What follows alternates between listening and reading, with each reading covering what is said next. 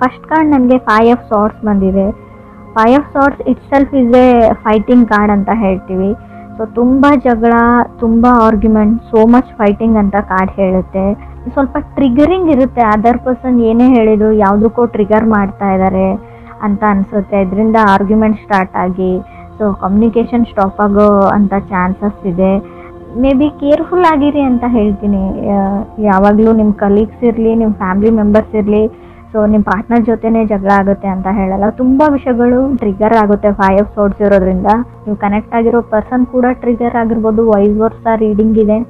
Cross watchers ಯಾರಾದರೂ ನೋಡ್ತಾ ಇದ್ದರೆ ಪೇಷನ್ಸಿಂದ ಇರಿ ಅಂತ ನಾನು ಹೇಳ್ತೀನಿ. ಸ್ವಲ್ಪ ಕೇರ್ಫುಲ್ಲಾಗಿ ಕೂಡ ಇರಿ. ನಿಮ್ಮ ಸ್ಪೀಚ್ ಬಗ್ಗೆ ನೀವೇನು ಮಾತಾಡ್ತೀರಾ ಅದ್ರ ಬಗ್ಗೆ ನಿಮಗೆ ಗಮನ ಇರಲಿ ಅಂತ ಹೇಳ್ತೀನಿ ನಾನು. ಸೆಕೆಂಡ್ ಕಾರ್ಡ್ ನನಗೆ ಕಿಂಗ್ ಆಫ್ ಕಪ್ಸ್ ಬಂದಿದೆ. ಒಬ್ಸೆಸಿವ್ ಅಂತ ಹೇಳ್ತೀವಿ, ಒಬ್ಸೆಸಿವ್ ಇನ್ ಲವ್ ಅಂತ ಹೇಳ್ತೀವಿ.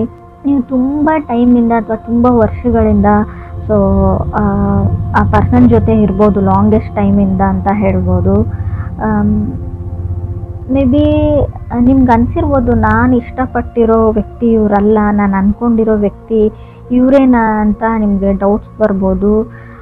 ಏನು ಅಂದರೆ ಈ ಮಂತಲ್ಲಿ ಎಸ್ಪೆಷಲಿ ನಿಮಗೆ ಸ್ವಲ್ಪ ಪೇಷನ್ಸ್, ತಾಳ್ಮೆ ಅಗತ್ಯ ತುಂಬಾ ಇದೆ ಅಂತ ಹೇಳ್ಬೋದು. ಮೇ ಬಿ ತುಂಬ ಅವರು ಟ್ರಿಗರ್ ಮಾಡ್ಬೋದು ನಿಮಗೆ ಜಗಳಕ್ಕೆ, ಅಥವಾ ಅವ್ರಿಗೆ ಗೊತ್ತಿಲ್ಲದೇ ನಿಮ್ಗೆ ಹರ್ಟ್ ಮಾಡ್ಬೋದು. ಹರ್ಟ್ಫುಲ್ ವರ್ಡ್ಸ್ ಅಂತ ಹೇಳ್ತಾ ಇದೆ ಕಾರ್ಡು. ಥರ್ಡ್ ಕಾರ್ಡ್ ನನಗೆ ಏಸ್ ಆಫ್ ಪೆಂಟಿಕಲ್ಸ್ ಬಂದಿದೆ. ಮೇ ಬಿ ಹಣನೂ ಇಶ್ಯೂ ಆಗಿರ್ಬೋದು, ನಿಮಗೆ ಹಣಕಾಸಿನ ವಿಚಾರದಲ್ಲೂ ಜಗಳ ಆಗಿರ್ಬೋದು. ಮೇ ಬಿ ಕೆಲವ್ರಿಗೆ ಏಸ್ ಆಫ್ ಪೆಂಟಿಕಲ್ಸ್ ಅಂದರೆ ಒನ್ ಮೋರ್ ಚಾನ್ಸ್ ಅಂತ ಹೇಳ್ತೀವಿ. ನೀವು ಯಾರಿಗಾದ್ರೂ ಇನ್ನೊಂದು ಚಾನ್ಸ್ ಕೊಡ್ತೀನಿ ಅಂತ ಡಿಸೈಡ್ ಮಾಡಿರ್ಬೋದು, ಅಥವಾ ಅದರ್ ಪರ್ಸನ್ ನಿಮಗೆ. ಸೊ ಕೊಡಲ್ಲ ಅಂದರೂ ಕೂಡ ace of pentacles one more chance ಕೊಡ್ಬೋದು, ನೀವು ಇನ್ನೊಂದು ಚಾನ್ಸ್ ಕೊಟ್ಟು ನೋಡ್ಬೋದು ಅಂತ ಹೇಳುತ್ತೆ card. Because you love the person ಅಂತ ಕೂಡ ಕಾರ್ಡೇ ಹೇಳ್ತಾ ಇದೆ. ಕ್ರಾಸ್ ವಾಚರ್ಸ್ ನೋಡ್ತಾ ಇದ್ರು ಕೂಡ ಋಷಿಯವ್ರಿಗೆ ನೀವು ಒನ್ ಮೋರ್ ಇನ್ನೊಂದು ಅವಕಾಶನ ಕೊಡಬಹುದು ಅಂತ ಕಾರ್ಡ್ ಹೇಳುತ್ತೆ. ಫೋರ್ತ್ ಕಾರ್ಡ್ ನನಗೆ 9 ಆಫ್ ವಾಂಡ್ಸ್ ಬಂದಿದೆ. 9 ಆಫ್ ವಾಂಡ್ಸ್ ಅಂದರೆ fighting in the war zone ಅಂತ ಹೇಳ್ತೀವಿ. ಬರೀ ಜಗಳ, ನಿಮ್ಮ ಫ್ಯಾಮಿಲಿ ಮೆಂಬರ್ಸ್ ಅವ್ರ ಫ್ಯಾಮಿಲಿ ಮೆಂಬರ್ಸ್ ನಡುವೆನೂ ಜಗಳ ಆಗ್ಬೋದು. ಸೊ ರಿಯಲ್ ಎಸ್ಟೇಟ್ ವ್ಯವಹಾರನ ಮಾಡಬೇಡಿ ಅಂತ ಹೇಳ್ತೀವಿ. ಅದರಿಂದ ಕೂಡ ಜಗಳ ಸ್ಟಾರ್ಟ್ ಆಗ್ಬೋದು. ಈ ಹಣಕಾಸಿನ ವಿಚಾರದಲ್ಲಿ ಸ್ವಲ್ಪ ದೊಡ್ಡ ಮಟ್ಟದ ಟೆನ್ಷನ್ ಕೂಡ ನಿಮಗೆ ಬರ್ಬೋದು. ಹಾಗೆ ಕೂಡ ನಿಮ್ಮ ಮದುವೆ ಫಿಕ್ಸ್ ಆಗಿದ್ದರೆ, ಎಂಗೇಜ್ಮೆಂಟ್ ನಡೀತಾ ಇದ್ರು ಕೂಡ ಅಲ್ಲಿ ಗಲಾಟೆಗಳಾಗ್ಬೋದು ಸಂಬಂಧಿಕರ ಮಧ್ಯೆ, ರಿಲೇಟಿವ್ಸ್ ಮಧ್ಯೆ ಅಂತ ಕೂಡ ಕಾರ್ಡ್ ಹೇಳ್ತಾ ಇದೆ. ಫಿಫ್ತ್ ಕಾರ್ಡ್ ನನಗೆ 9 ಆಫ್ ವಾಂಡ್ಸ್ ಬಂದಿದೆ. ಎಕ್ಸಾಸ್ಟೆಡ್, ಟಯರ್ಡ್ ಅಂತ ಹೇಳುತ್ತೆ. 9 ಆಫ್ ವಾಂಡ್ಸ್ ಅಂದರೆ ಫೈಟಿಂಗ್ ಅಂತ ಹೇಳ್ತೀವಿ. ನಂಗೆ ಗೊತ್ತಿಲ್ಲ ಯಾಕಿಷ್ಟು ಜಗಳಗಳು ನಡೀತಾ ಇದೆ, ಆರ್ಗ್ಯುಮೆಂಟ್ಸ್, ಫೈಟಿಂಗ್ ನಡೀತಾ ಇದೆ ಅಂತ ಕೂಡ ಅರ್ಥ ಆಗ್ತಾ ಇಲ್ಲ. ಕೆಲವ್ರಿಗೆ ನಿಮಗೆ ಗೊತ್ತಿದೆ ಫ್ಯಾಮಿಲಿ ಮ್ಯಾಟರ್ಸ್ ಅಂತ ಹೇಳಿ. ಸೊ ಅದನ್ನು ರಿಸಾಲ್ವ್ ಮಾಡ್ಕೊಳ್ಬೋದು, ಬಟ್ ಜಾನಲ್ಲಿ ಆಗೋದು ತುಂಬ ಕಷ್ಟ. ಅದಕ್ಕೆ ಸ್ವಲ್ಪ ಟೈಮನ್ನು ಕೊಡಿ ನೀವು ಅಂತ ಹೇಳ್ತಾ ಇದ್ದೀನಿ ನಾನು. ಸ್ವಲ್ಪ ಡಿಸ್ಟರ್ಬೆನ್ಸ್ ಇದ್ದರೂ ಕೂಡ ಅಡ್ಜಸ್ಟ್ ಮಾಡ್ಕೊಳ್ಳಿ. 6th ಕಾರ್ಡ್ ನನಗೆ 6 ಆಫ್ ಸಾರ್ಟ್ಸ್ ಬಂದಿದೆ. Another opportunity. ನಿಮಗೆ 6 ಆಫ್ ಸಾರ್ಟ್ಸ್ ಇರೋದ್ರಿಂದ ಖಂಡಿತವಾಗಿ ಅವ್ರಿಗೆ ಸೊ ಪೇಷನ್ಸಿಂದ ಇದ್ದರೆ ನಿಮ್ಗೆ ಇನ್ನೊಂದು ಚಾನ್ಸ್ ಅಥವಾ ಆಪರ್ಚುನಿಟಿ ಸಿಗುತ್ತೆ. ಆ ಆಪರ್ಚುನಿಟೀಸಿಂದ ಎಲ್ಲನೂ ಸರಿ ಹೋಗುತ್ತೆ ಕೆಲವ್ರಿಗೆ ಅಂತ ಹೇಳ್ಬೋದು. ಎಷ್ಟೇ ಜಗಳ ಇರಲಿ, ಏನೇ ಆಗಿರಲಿ, ಪ್ಯಾಚಪ್ ಆಗಿ ಒಂದು ಏನು ಹೇಳ್ತಾರೆ ಸುಂದರವಾದ ಬದುಕು, ಲೈಫ್ ಅಂತ ಹೇಳ್ಬೋದು. 7th ಕಾರ್ಡ್ ನನಗೆ 5 ಆಫ್ ಸಾರ್ಟ್ಸ್ ಬಂದಿದೆ. ಇನ್ನೂ ಕೆಲವ್ರಿಗೆ 3 ಆರ್ಗ್ಯುಮೆಂಟ್ಸ್ ಹೇಳ್ತೀನಿ. ನಂಗೆ ಗೊತ್ತಿಲ್ಲ, ರೀಡಿಂಗೇ ಇದೇ ಥರ ಇದೆ, ಬರೀ ಜಗಳ ಆರ್ಗ್ಯುಮೆಂಟ್ಸ್ ಅಂತ ಹೇಳ್ತೀನಿ ಅಂತ ಅಂದ್ಕೊಳ್ಬೇಡಿ. Fighting for a wrong reason ಅಂತ ಹೇಳುತ್ತೆ. ನೀವು ಅಥವಾ ಅದರ್ ಪರ್ಸನ್ನು ಒಂದು ತಪ್ಪಾದ ಕಾರಣಕ್ಕೆ ನೀವು ಜಗಳ ಆಡ್ತಾ ಇದ್ದೀರಾ. 5 ಆಫ್ ಸಾರ್ಟ್ಸ್ ಇರೋದ್ರಿಂದ ಸ್ವಲ್ಪ ಯೋಚನೆ ಮಾಡಿ, ಪೇಷನ್ಸಿಂದ ನೋಡಿ, ನಾನು ಸರಿ ಇದ್ದೀನಾ, ನಾನು ಮಾತಾಡೋ ವಿಷಯ ಸರಿ ಇದೆಯಾ, ನಾನು ಆರ್ಗ್ಯುಮೆಂಟ್ ಮಾಡ್ತಾ ಇರೋ ಟಾಪಿಕ್ ಯಾವ ಥರ ಇದೆ, ಸಿಚುವೇಶನ್ ಸರಿಯಾಗಿದೆಯಾ ಅಂತ ಯೋಚನೆ ಮಾಡಿ. ಈ 8th ಕಾರ್ಡ್ ನನಗೆ 6 ಆಫ್ ವಾಂಡ್ಸ್ ಬಂದಿದೆ. Quick to exit. ತುಂಬ ಬೇಗ ನಾನು ಬಿಟ್ಬಿಡ್ತೀನಿ, ನಾನು ಸಪ್ರೇಟ್ ಆಗಿಬಿಡ್ತೀನಿ, ಡಿವೋರ್ಸ್ ತೊಗೊಂಡ್ಬಿಡೋಣ ಅಂತೀರಾ ನೀವು ಅಥವಾ ಅದರ್ ಪರ್ಸನ್. ಅವ್ರಿಗೆ ನಿಮಗೆ ಬ್ಲೇಮ್ ಬರುತ್ತೆ ಅಂತ ಹೇಳ್ಬೋದು. ಬಟ್ ಇಬ್ಬರದ್ದು ಫಾಲ್ಟ್ ಇದೆ, both people have A part ಅಂತ ಕಾರ್ಡ್ ಹೇಳ್ತಾ ಇದೆ. ಮೇ ಬಿ ಅದರ್ ಪರ್ಸನ್ ನಿಮ್ಮನ್ನು ಇಗ್ನೋರ್ ಮಾಡ್ಬೋದು, ಬ್ಲೇಮ್ ಎಲ್ಲ ನಿಮ್ಮ ಮೇಲೆ ಹಾಕ್ಬೋದು, ತಪ್ಪೆಲ್ಲ ನಿಮ್ಮದೇ ಅಂತ ಕೂಡ ಅನ್ಬೋದು.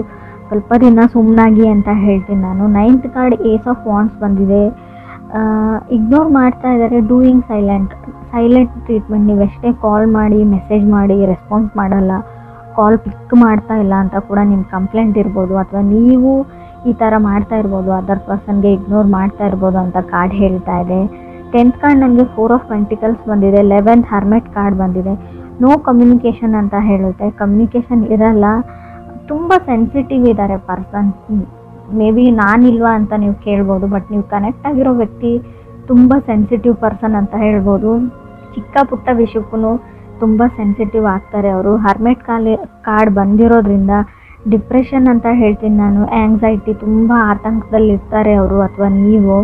ಸೋಲ್ ಸರ್ಚಿಂಗ್ ಅಂತ ಕೂಡ ನಾವು ಕರಿತೀವಿ ಇದನ್ನು. ನಾನು ಒಂಟಿಯಾಗಿದ್ದೀನಿ, ನನಗೆ ಯಾರೂ ಇಲ್ಲ ಅಂತ ಲೋನ್ಲಿನೆಸ್ ಕೂಡ ಫೀಲ್ ಆಗ್ಬೋದು ನಿಮಗೂ ಅಥವಾ ಅದರ್ ಪರ್ಸನ್ಗೂ. 12th ಕಾರ್ಡ್ ನನಗೆ 8 ಆಫ್ ಕಪ್ಸ್ ಬಂದಿದೆ.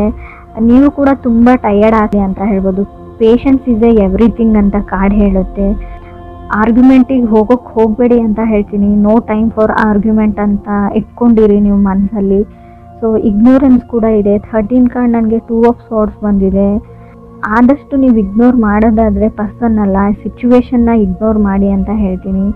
ಸೊ 2 ಪೀಪಲ್ ಇನ್ವಾಲ್ವ್ಡ್, 2 ಆಫ್ ಸಾರ್ಡ್ಸ್ ಇರೋದ್ರಿಂದ ಖಂಡಿತವಾಗ್ಲೂ ಏನೇ ಮಾಡಿ ಫೆಬ್ವರೆಗೂ ಆರ್ಗ್ಯುಮೆಂಟ್ಸ್ ಬಿಲ್ಡಪ್ ಆಗ್ತಾನೇ ಹೋಗುತ್ತೆ.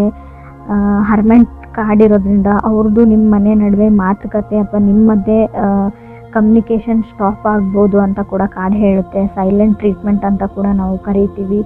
ಸೊ 7th ಕಾರ್ಡ್ 5 ಆಫ್ ಸಾರ್ಡ್ಸ್ ಇರೋದ್ರಿಂದ ಮೇ ಬಿ ಅವ್ರ ಫ್ಯಾಮ್ಲಿ ಮೆಂಬರ್ಸೇ ನಿಮ್ಗೊಂದು ಇಶ್ಯೂ ಆಗಿದ್ದಾರೆ ಅಥವಾ ನಿಮ್ಮ ಫ್ಯಾಮ್ಲಿ ಮೆಂಬರ್ಸ್ ಅವ್ರಿಗೆ ಇಶ್ಯೂ ಆಗಿರ್ಬೋದು. ನಿಮ್ಮ ಮಧ್ಯೆ ಪ್ರಾಬ್ಲಮ್ ಇಲ್ಲ ಅಂದರೂ ಪ್ರಾಬ್ಲಮ್ ತಂದಿಡ್ತಾ ಇರ್ಬೋದು ಅಂತ ಕೂಡ ಕಾರ್ಡ್ ಹೇಳುತ್ತೆ.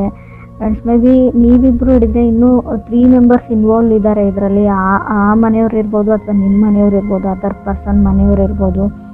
ಸೊ ನಿಮ್ಮ ಪೇರೆಂಟ್ಸ್ ಇರ್ಬೋದು, ಅವ್ರ ಪೇರೆಂಟ್ಸ್ ಆಗಿರ್ಬೋದು. ಸೊ ಟೋಟಲಿ 5 ಮೆಂಬರ್ಸ್ ಇನ್ವಾಲ್ವ್ಡ್ ಇದ್ದೀರಾ ಈ ಆರ್ಗ್ಯುಮೆಂಟ್, ಈ ಫೈಟಿಂಗಲ್ಲಿ ಅಂತ ಕಾರ್ಡ್ ಕ್ಲಿಯರಾಗಿ ಹೇಳ್ತಾ ಇದೆ. ಮೇ ಬಿ ಅವರೆಲ್ಲರೂ ಸೇರಿಬಿಟ್ಟು ನಿಮ್ಮನ್ನು ಒಂಟಿ ಮಾಡ್ಬೋದು ಅಥವಾ ನೀವು ನಿಮ್ಮ ಫ್ಯಾಮ್ಲಿ ಜೊತೆ ಸೇರಿ ಅವ್ರನ್ನ ಒಂಟಿ ಮಾಡ್ಬೋದು ಅಂತ ಕೂಡ ಕಾರ್ಡ್ ಹೇಳ್ತಾ ಇದೆ. ತಾಳ್ಮೆ ತುಂಬ ಇಂಪಾರ್ಟೆಂಟ್ ಆಗುತ್ತೆ ಇಲ್ಲಿ. ನಿಮ್ಗೆ ಇಷ್ಟ ಇಲ್ಲ ಅವರಿಂದ ದೂರ ಆಗೋದು. The end of the day ಅವ್ರ ಮೇಲೆ ನಿಮಗೆ ಲವ್ ಇದೆ, ನಿಮ್ಮ ಮೇಲೆ ಅವ್ರಿಗೆ ಲವ್ ಇದೆ. ಸೊ ಹಾಗಿದ್ರೆ ನೀವು ಸ್ವಲ್ಪ ಸುಮ್ಮನಿರೋದು ಬೆಟರು. ಯಾರದೇ ಸಜೆಷನ್ನ ತೊಗೊಳಕ್ಕೆ ಹೋಗಬೇಡಿ ಅಂತ ಕೂಡ ನಾನು ಹೇಳ್ತೀನಿ. ರಾಂಗ್ ಸಜೆಷನ್ಸ್ ಕೊಡ್ತಾರೆ ಅವರು. ರಾಂಗ್ ರೀಸನ್ಸ್ಗೆ ನೀವು ಫೈಟ್ ಮಾಡ್ತೀರಾ. ಸೊ ಅದು ಜಗಳಾಡೋ ವಿಷಯನೂ ಆಗಿರಲ್ಲ ಅಂತ ಕೂಡ ಕಾರ್ಡ್ ಹೇಳ್ತಾ ಇದೆ. ಎವ್ರಿ ಡೇ ಆರ್ಗ್ಯುಮೆಂಟ್ ಅಂತ ಹೇಳುತ್ತೆ 8 ಆಫ್ ಕಪ್ಸ್ ಇರೋದ್ರಿಂದ. ಸ್ವಲ್ಪ ನೆಗೆಟಿವ್ ರೀಡಿಂಗ್ ಇದೆ, ನಾನು ಒಪ್ಕೊಳ್ತೀನಿ.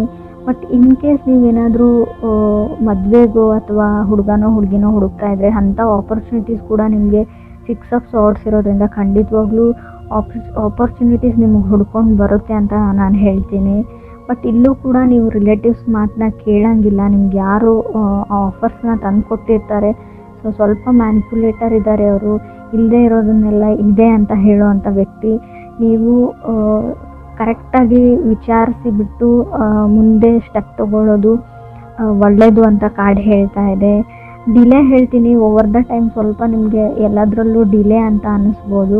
ಸೊ ಅದು ಒಳ್ಳೆಯದೇ ಅಂತ ಹೇಳ್ತೀನಿ. ಯಾವುದೇ ಸಡನ್ ಡಿಸಿಷನ್ನ ಅಥವಾ ಬಿಗ್ ಡಿಸಿಷನ್ನ ಈ ಮಂತಲ್ಲಿ ಮಾಡಬೇಡಿ ಖಂಡಿತವಾಗ್ಲೂ ಅಂತ ಕಾರ್ಡ್ ಹೇಳ್ತಾ ಇದೆ.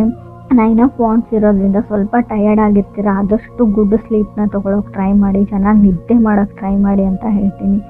ರಿಯಲ್ ಎಸ್ಟೇಟ್ ವ್ಯವಹಾರನ ಮಾಡೋಕ್ಕೆ ಹೋಗಬೇಡಿ. ಏನಾದರೂ ಬೈ ಮಾಡ್ತೀನಿ ಹೊಸ ವಸ್ತುಗಳಂದ್ರೆ ಅದನ್ನು ಕೂಡ ಸ್ವಲ್ಪ ಪಾಸಲ್ಲಿ ಇಡಿ. ಎಲ್ಲನೂ 1 ಸ್ಟೆಪ್ ಬ್ಯಾಕ್ ಅಂತ ಹೇಳ್ತೀವಿ, ಸ್ಟೆಪ್ ಬ್ಯಾಕ್ ಆಗಿ ಅಂತ ಹೇಳ್ತೀನಿ ನಾನು. ಸೊ ಸ್ವಲ್ಪ ನಿಮಗೆ ನೀವು ಟೈಮ್ ಕೊಟ್ಕೊಳ್ಳಿ ಅಂತ ಕೂಡ ಕಾರ್ಡ್ ಹೇಳ್ತಾ ಇದೆ.